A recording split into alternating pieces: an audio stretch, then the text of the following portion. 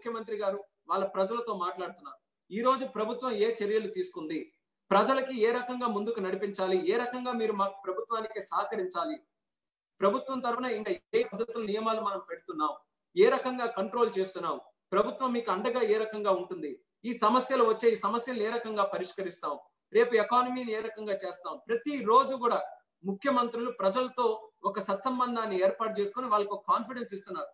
కానీ ఆంధ్రప్రదేశ్ ఒక రాష్ట్రం, ఒక ముఖ్యమంత్రి గారు ప్రజలతో మాట్లాడి మీకు ఇబ్బంది లేదయ్యా, ఈ రకంగా మేము నిర్ణయాలు తీసుకుంటున్నాం అనేది ఒక్క ప్రెస్ మీట్ కూడా పెట్టుకోలేకపోతున్నారని అంటే ఈ క్రైసిస్ ని ఎంత డౌన్ ప్లే చేస్తున్నారో జగన్మోహన్ రెడ్డి గారు మరొకసారి తెలుస్తుంది.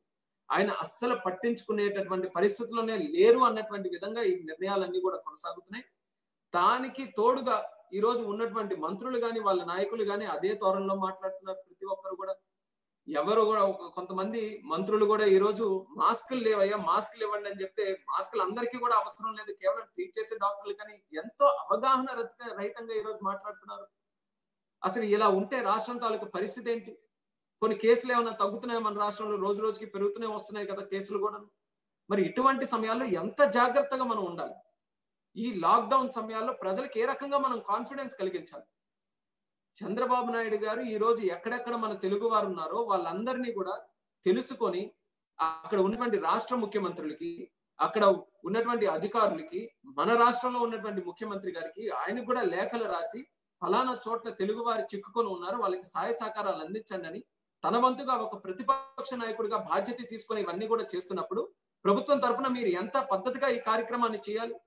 నేను ఒక ఉత్తరాంధ్ర వాసిగా నేను చెప్తున్నాను, చాలా మంది వలసల వల్ల చిక్కుకొని ఈ రోజు అనేక ప్రాంతాల్లో దేశంలో అనుమూలంలో కూడా ఈ రోజు శ్రీకాకుళం, విజయనగరం, విశాఖపట్నం జిల్లాల నుంచి ఉన్నారు.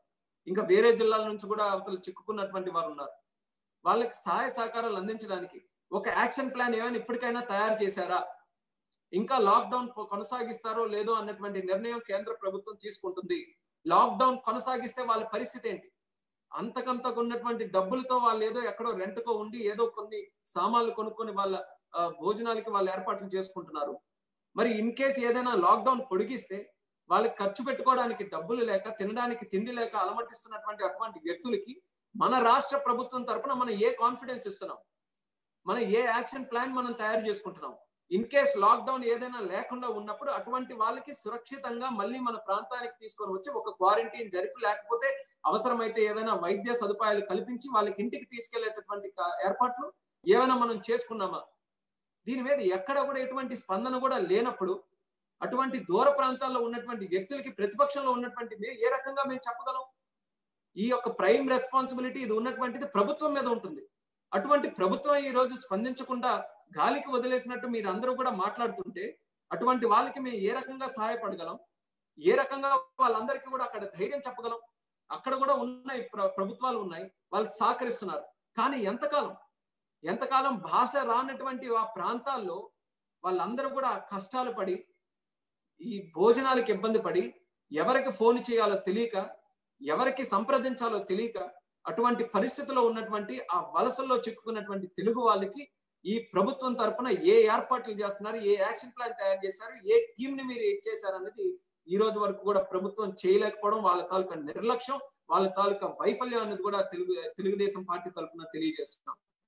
చంద్రబాబు నాయుడు గారు కానీ, అలాగే తెలుగుదేశం పార్టీలో ఉన్నటువంటి అందరూ నాయకులు, మా నాయకుడు ఇచ్చినటువంటి ఆదేశాల మేరకు ఎక్కడ రాజకీయం చేయాలన్నటువంటి ఆలోచనతో ఇన్ని రోజులు కూడా ఎక్కడ ఏం మాట్లాడలేదు. ఎందుకనంటే మాకు విషయం తాలూకా సీరియస్నెస్ తెలుసు కాబట్టి. చంద్రబాబు నాయుడు గారు అన్ని విశ్లేషించి ఇది సమయం కాదు, రాజకీయాలు మనం అసలు ఎక్కడ కూడా మాట్లాడదు, తెలుగుదేశం పార్టీ తరఫున మనం సహకరిద్దాం, ఎక్కడ ఏమైనా మనం సేవా కార్యక్రమాలు చేయగలిగితే మనం కూడా సేవా కార్యక్రమాలు చేద్దాం, అధికారులతో సహకరిద్దాం, లాక్డౌన్ తాలూకా నియమాలు మనం పాటిద్దాం అని అన్ని రకాలుగా తెలుగుదేశం పార్టీ తరఫున మేము సహకరిస్తే ఆ పొజిషన్ కూడా మీరు యూజ్ చేసుకోలేకుండా ఒక ప్రభుత్వం తరఫున ఎంత వైఫల్యంగా మీరు ఇచ్చేస్తున్నప్పుడు ఆ నష్టం ఏదో ఒక పార్టీకో ఒక వ్యక్తికో కాదు, ఈ రోజు రాష్ట్రం మొత్తం నష్టపోతున్నాం. రేపు ఏదైనా అదుపు దాటి ఈ సిచ్యువేషన్ కానీ చేజారిపోతే దేశం మొత్తం కూడా నష్టపడాల్సి వస్తుందనేది కూడా జగన్మోహన్ రెడ్డి గారికి మరొకసారి తెలియజేస్తున్నాం.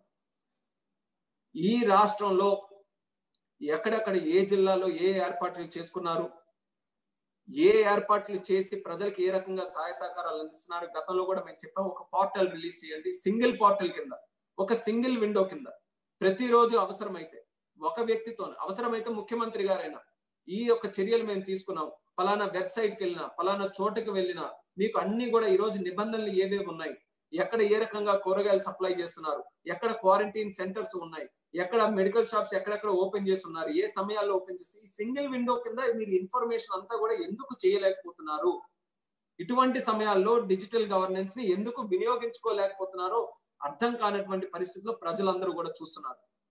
గతంలో చంద్రబాబు నాయుడు గారు డిజిటలైజేషన్ ని, టెక్నాలజీని ఎంతో వినియోగించుకొని ఇటువంటి సమయాల్లో వచ్చినప్పుడు కూడా అటువంటి టెక్నాలజీకి ప్రాధాన్యత ఇస్తూ ప్రజలకి చక్కనైనటువంటి కార్యక్రమాలు చేయడానికి వినియోగించేవారు.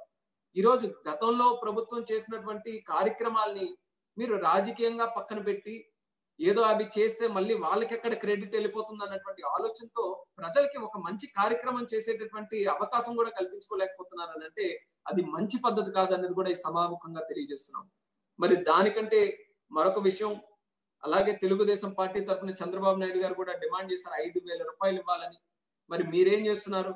కేంద్ర ప్రభుత్వం 1000 రూపాయలు ఇస్తే అది కూడా మీరు పెట్టినటువంటి వాలంటీర్ వ్యవస్థ ఈరోజు కేవలం రాజకీయంగా వినియోగించుకొని వాళ్ళ ద్వారా మీరు డబ్బులు ఇప్పించి, ఈరోజు ఎవరైతే మీ తాలూకా నాయకులు పోటీ చేయడానికి సిద్ధమైనటువంటి నాయకులు లోకల్ బాడీస్ లో ఉన్నారో వాళ్ళని పక్కన పెట్టుకొని అధికారికంగా అది కరెక్ట్ అయినటువంటి పద్ధతి కాకపోయినా సరే మీరు ప్రభుత్వాన్ని అధికార దుర్వినియోగం చేసుకొని అటువంటి వ్యక్తుల్ని పక్కన పెట్టి వైఎస్ఆర్ కాంగ్రెస్ పార్టీ ఇస్తుందని చెప్పి అటువంటి నిస్సహాయ స్థితిలో చేస్తున్నటువంటి ఆ సహకారానికి కూడా మీ పార్టీ రంగుల్ని అంటించడానికి, మీ రాజకీయం అంటించడానికి చేస్తున్నటువంటి ప్రయత్నం మీద ఒక్కరు కూడా ఈరోజు స్పందించి మాట్లాడినటువంటి పరిస్థితి ఉందనంటే అది ఖచ్చితంగా జగన్మోహన్ రెడ్డి గారి ఆదేశాల మేరకు అటువంటి కార్యక్రమాలు జరిగాయనేది స్పష్టంగా తెలుస్తుంది.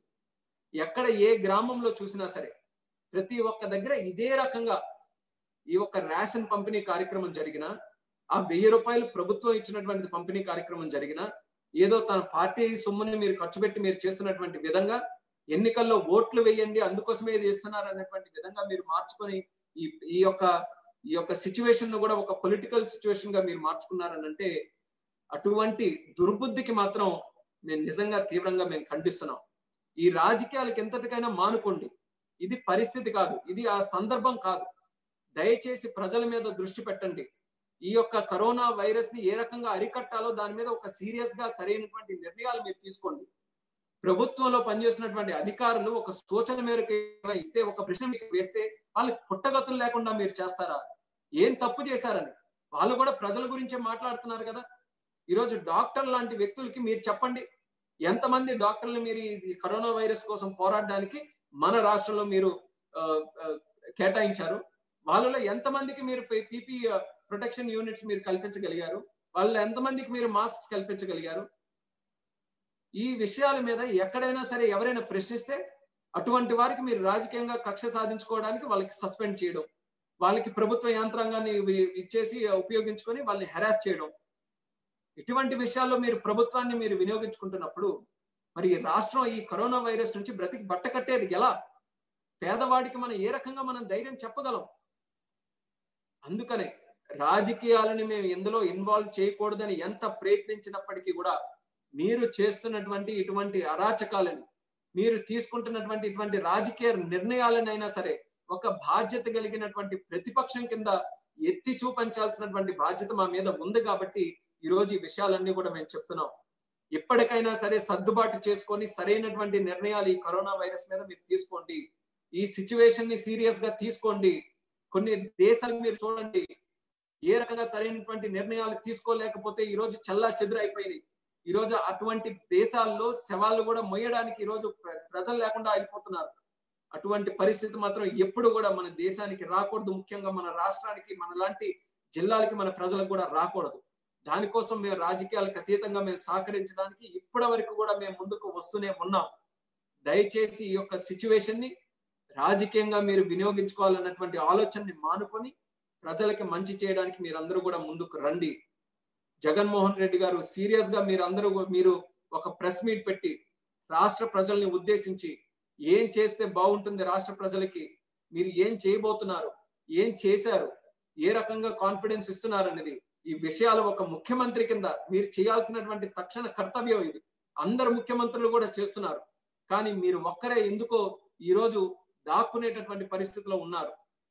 దయచేసి రాష్ట్ర ప్రజలకి మీరందరూ కూడా వైఎస్ఆర్ కాంగ్రెస్ పార్టీలో ఉన్నటువంటి మరి ముఖ్యంగా నాయకులు ఈ రాజకీయం చేసేటటువంటి పనులన్నీ కూడా మానుకోవాలని మరొకసారి మేము హెచ్చరిస్తున్నాం.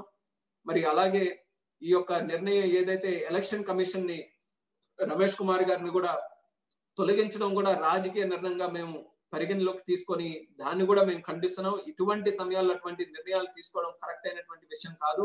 డాక్టర్ని సస్పెండ్ చేయడం కూడా బహుశా ఏ దేశంలో కూడా ఎక్కడ డాక్టర్ని సస్పెండ్ చేసినటువంటి వార్త మనం ఎక్కడ కూడా వినలేదు. మొట్టమొదటిది ఆ చెడ్డ పేరు కూడా తెచ్చుకున్నటువంటి రాష్ట్రం మన ఆంధ్రప్రదేశ్ రాష్ట్రమే తయారైంది. ఆయన చెప్పిన దీంట్లో వాస్తవం ఉంది. అనంతపూర్ జిల్లాలో కూడా అక్కడ ఉన్నటువంటి డాక్టర్స్ కూడా కొంతమందికి సోకింది. అటువంటిది ఎవరికి సోకదన్నటువంటి కన్ఫర్మేషన్ మనం ఎలా ఇవ్వగలం? ప్రతి డాక్టర్ కూడా ఈరోజు మనం ప్రొటెక్షన్ కిట్స్ ఇవ్వాలి. అటువంటిది ఎవరు చూస్తారో వాళ్ళకే ఇస్తామని చెప్పి మీరు సిచ్యువేషన్ ని అంత ఈజీగా అంత తేలిగ్గా మీరు తీసుకుంటే ఎలా కాన్ఫిడెన్స్ వస్తుంది ప్రజలకు కానీ డాక్టర్లు కానీ వైద్యం చేసే వాళ్ళకి?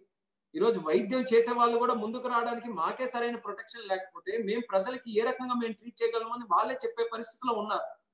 ఇటువంటి సమయాల్లో ప్రభుత్వం ఎంత బాధ్యతగా పనిచేయాలనేది మరొక్కసారి మీకు ఈ సందర్భంగా తెలియజేస్తున్నాం. దయచేసి సీరియస్ గా తీసుకోండి. చాలా రిపోర్ట్స్ లో మనం చూస్తున్నాం, జూన్ లో మన ఈ భారతదేశంలో ఈ కరోనా వైరస్ సిచ్యువేషన్ పీక్ వెళ్ళేటటువంటి అవకాశాలు ఉన్నాయని జూన్ లో మనం మాట్లాడితే ఇంకా మధ్యలో మే నెల కూడా మనకుంది. మరి అటువంటి సందర్భంలో ఇంకా ఎంత జాగ్రత్తలు పాటించి ఈ యొక్క 2-3 నెలలు మనం ఎన్ని జాగ్రత్తలు తీసుకొని ఎన్ని నిబంధనలు పాటించి మన ఈ సిచ్యువేషన్ నుంచి ముందుకు రావాలి? మరి అటువంటిది మీరు ప్రధానమంత్రి లాంటి వ్యక్తితోనే మాట్లాడినప్పుడు కొన్ని దగ్గర లాక్డౌన్ తొలగించేయండి, కొన్ని జోన్లకే పరిమితం చేయండి అని అటువంటి ఇమ్మెచ్యూర్ గా మీరు అక్కడ మాట్లాడుతుంటే మరి రాష్ట్రంలో ఏ రకంగా మాకు కాన్ఫిడెన్స్ వస్తుంది అనేది కూడా జగన్మోహన్ రెడ్డి గారికి మరొకసారి అడుగుతున్నాం. మరి ఇటువంటి దురదృష్టకరమైనటువంటి పరిస్థితుల నుంచి బయటికి రావాలని అంటే ప్రభుత్వం మీద మొట్టమొదటిగా చాలా ఎక్కువ బాధ్యత ఉంటుంది. ఆ బాధ్యత ఇప్పటివరకైతే సక్రమంగా నిర్వర్తించలేదనేది ప్రతిరోజు కూడా మనకు తెలుస్తూనే ఉంది. అయినప్పటికీ కూడా ఈ రాజ్యాంగబద్ధమైనటువంటి దేశంలో ప్రభుత్వం చేయాల్సినటువంటి పనులకి ప్రతిపక్షం తరపున మేము వేలెత్తి చూపిస్తాం. ఎక్కడైనా తప్పులు ఉంటే ఆ తప్పుల్ని సరిదిద్దాల్సినటువంటి బాధ్యత ప్రభుత్వం తీసుకొని ప్రజలకి సరైనటువంటి నిర్ణయాలతో, సరైనటువంటి సదుపాయాలతో, సరైనటువంటి అవకాశాలతో ఈ భయంకరమైనటువంటి ఈ యొక్క సందర్భం నుంచి, ఈ సిచ్యువేషన్ నుంచి బయటకు తీసుకొని రావాల్సిందిగా ప్రభుత్వానికి మరొకసారి మేము డిమాండ్ చేస్తున్నాం. అలాగే ముఖ్యంగా 5,000 డిమాండ్ కూడా మనకుంది. దాని ప్రధానమంత్రి గారు కూడా మేము తెలియజేసాం. అలాగే రాష్ట్ర ప్రభుత్వానికి కూడా మరొకసారి తెలియజేస్తున్నాం. అటువంటి పేద నిస్సహాయ స్థితిలో ఉన్నటువంటి కుటుంబాలకి మనం ఆదుకోవడానికి మరి 5,000 రూపాయలు కూడా ప్రకటించాల్సినటువంటి బాధ్యత ప్రభుత్వం మీద ఉంది. దాన్ని కూడా మరొకసారి మేము డిమాండ్ చేస్తున్నాం. అలాగే డాక్టర్స్ కి కిట్స్ పంపిణీ విషయంలో కూడా చాలా దగ్గరలో లోపాలు ఉన్నాయి. దాని మీద కూడా ఇమీడియట్ గా గవర్నమెంట్ స్పందించి మరి ముఖ్యంగా జూనియర్ డాక్టర్స్ కానీ, నర్సెస్ కానీ, ఈరోజు మిగతా వైద్య సిబ్బందిలో పనిచేసేటటువంటి వ్యక్తులు ఎవరైతే ఉన్నారో అటువంటి వాళ్ళు కూడా ప్రతి ఒక్కరికి కూడా మనం సురక్షితంగా ఉంచడానికి కిట్స్ పంపిణీ చేయాల్సినటువంటి అవసరం ఉంది. దాంట్లో కూడా లోపాలు లేకుండా అది కూడా సరి చేసుకోవాల్సినటువంటిదిగా ప్రభుత్వానికి మరొకసారి మేము తెలియజేస్తున్నాం.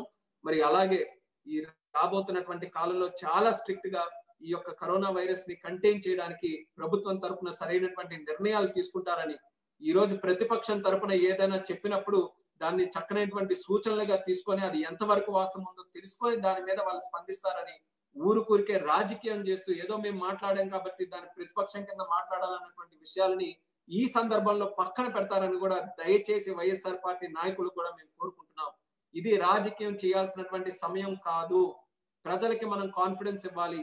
ప్రజలకి మనం ఈ రోజు ఒక పార్టీలుగా, ఒక నాయకులుగా సమాజంలో ఉన్నప్పుడు అందరం కూడా కలిసి కట్టుగా ఈ సిచ్యువేషన్ నుంచి బయటికి తీసుకొని రావడానికి మనం ప్రయత్నిస్తున్నాం అనేటటువంటి ఒక మెసేజ్ మన తెలుగు వారిగా మనం పంపించాలి. అందులో మాత్రం ప్రభుత్వం ఈ రోజు పూర్తి శాతం వైఫల్యం చెందిందనేది మాత్రం నేను ఖచ్చితంగా చెప్పగలను. ఎందుకంటే ప్రతిరోజు వాళ్ళు తీసుకుంటున్నటువంటి నిర్ణయాలు ఒక కక్ష సాధింపు చర్యల కింద ఎవరు మాట్లాడినా వాళ్ళు నోరు ముయించడం, లేకపోతే ఇలా కక్ష సాధింపు కింద ఇలా ఎలక్షన్ కమిషనర్ని మార్చివేయడం, లేకపోతే ఇలా సిచ్యువేషన్ ని డౌన్ ప్లే చేయడం, ఇవన్నీ కూడా కేవలం రాజకీయంగానే కనిపిస్తున్నాయి తప్ప ఒక బాధ్యతగా ఒక ప్రభుత్వం తీసుకున్నటువంటి నిర్ణయం కింద ఎక్కడా కూడా కనిపించట్లేదు. దయచేసి ఎప్పటికైనా ధోరణి మార్చుకోవాలని చెప్పి మరొకసారి ముఖ్యమంత్రి గారిని కూడా డిమాండ్ చేస్తున్నాం. మరి పేద ప్రజల్ని, మరి అలాగే వలసల్లో చిక్కున్నటువంటి కార్మికుల్ని, వాళ్ళకి కూడా ఒక చక్కనైనటువంటి యాక్షన్ ప్లాన్ తో ప్రభుత్వం సిద్ధంగా ఉండాలి. అది తక్షణమే ప్రకటించాలి. అటువంటి కుటుంబాలని ఏ రకంగా మనం తిరిగి తీసుకొని రాగలం, అక్కడే ఉంటే వాళ్ళకి ఏ రకంగా మనం సహాయ సహకారాలు అందించగలం, లేకపోతే వాళ్ళకి వైద్య సదుపాయాల కోసం ఏం చేయగలం అనేది ఒక యాక్షన్ ప్లాన్, ఒక టీం తయారు చేసుకొని మరి ప్రభుత్వం తరఫున అది కూడా తక్షణమే ప్రకటించాలని కూడా తెలుగుదేశం పార్టీ తరఫున డిమాండ్ చేస్తున్నాం. రిపోర్టర్ రవి గారు క్వశ్చన్ అడుగుతారండి. రిపోర్టర్ రవి గారు మాట్లాడండి. చెప్పండి. మీరు అన్నారు ఎలక్షన్స్ పోస్ట్ పోన్ చేసింది వీటి కోసం, కరోనా వైరస్ మూలానని. వాళ్ళేమో రూలింగ్ పార్టీ టీడీపీకి ఫేవర్ చేయడం కోసమే ఆయన అట్లా చేశాడు, టీడీపీ కార్యకర్తగా పనిచేశాడు అని ఇప్పుడు ఆయన రిమూవల్ కి దారి తీసింది. దీని మీద మీ రెస్పాన్స్ ఏంటి?